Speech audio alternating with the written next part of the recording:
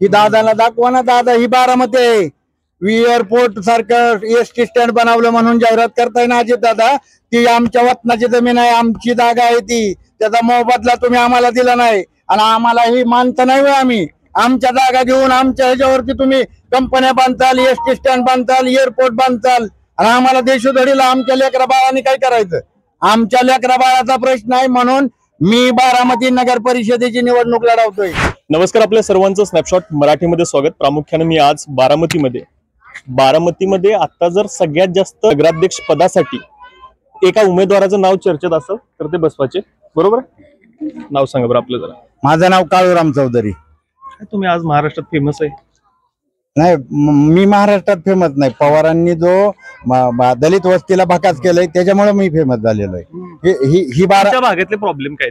आमच्या भागातले प्रॉब्लेम म्हणजे हे प्रॉब्लेमच आहेत. ही माणसं राहतात का कोण राहतात? ही दादाला दाखवा ना. दादा ही बारामती आहे.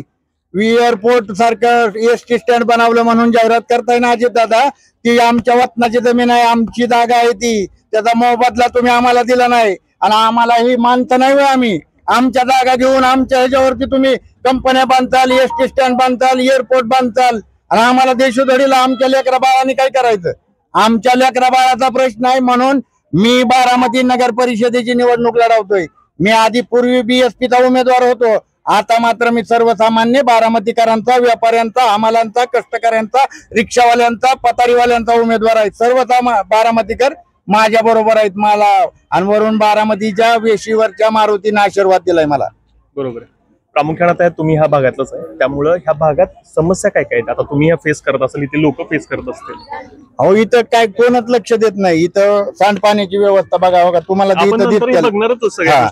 सांडपाण्याची व्यवस्था नाही, आरोग्याची काय व्यवस्था आहे इथं? दवा खाजगी हॉस्पिटल आमच्या जागेत बांधलेले आहेत आणि तिथं डेड बॉडी सोडत नाहीत त्या हॉस्पिटलमध्ये. आणि तुम्ही जर समजा एखाद्याला मेडिकल कॉलेजला, आता दादा म्हणतील मी मेडिकल कॉलेज आणलं आणि मेडिकल कॉलेजला जर नेलं आणि त्याचा जर एक्सरा काढायचा असेल, MRI करायचा असेल किंवा काही मोठी ही असेल तर 31 दिवसाची तारीख मिळते तिथं. हे सर्व बारामतीकरांना माहित आहे. बारामतीकरांना माहित आहे. दादा काही शनिवार रविवार येतात आणि पाठत उठतात आणि आपलं त्या अधिकाऱ्यांना बोलतात आणि निघून जातात. तुमच्या भागात काही विकास झाला नाही असं तुमचं प्रामुख्याने मत आहे? तुम्ही स्वतः डोळ्यांनी बघा. नाही, मी स्वतः बघतोय. जर तुम्हाला शेवटी व्हिडिओ दाखवणारच आहे, ह्या भागात बारामतीतला भागच वाटत नाही. पहिली गोष्ट, बाकीची बारामती एवढी डेव्हलप केलेली आहे आणि हा भागात आल्यानंतर मला स्वतःला वाटलं की यार कुठं आलोय आपण नेमकं.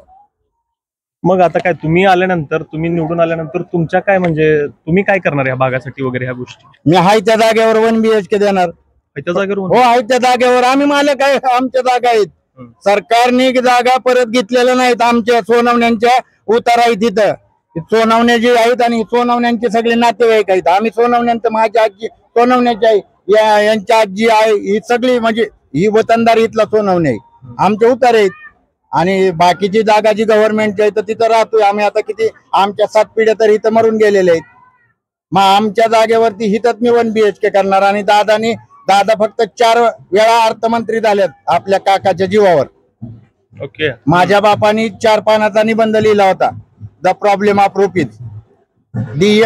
लंडन स्कूल ऑफ इकॉनॉमिक्सची DSc इकॉनॉमिक्स ही बाबासाहेबांची जी पदवी आहे 150 वर्ष झालं जगातल्या कुणीही घेतलेली नाही. नोबेलचा पुरस्कार ज्या अमर्त्य सेन यांना मिळालं ते अमर्त्य सेन म्हणतात की अर्थशास्त्राचा बाप बाबासाहेब आंबेडकर आहे, त्या बापाचा लेख काळूराम आहे. त्याच्यामुळे दादा तुम्ही काळजी करू नका. मी प्रत्येक मागेल त्या बारामतीकराला 1 BHK देणार आहे. मागेल त्या. कशा पद्धतीने शक्य होऊ शकतं तुम्ही जरा मला सांगा त्या गोष्टी. 3 लाख रुपये मोदी साहेबांचे, अजितदादांचे जे 70 करोडचा घोटाळा त्यांनीच आरोप केला, त्यांनीच उपमुख्यमंत्री केलं. ते मोदी साहेबांचे 3 लाख प्रधानमंत्री आवास योजनेचे.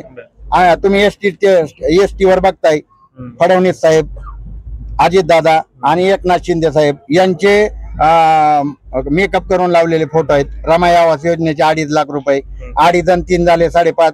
मी नगर परिषदेकडून 2.5 लाख रुपये अनुदान देणार आणि प्रत्येक लाभार्थी जो ज्याला मिळेल त्याला 2 लाख रुपये बिनव्याजी कर्ज देणार. आणि दादा मी तुमच्यासारखी बारामती नगर परिषद बडोदा बँकेकडे गहाण ठेवणार नाही.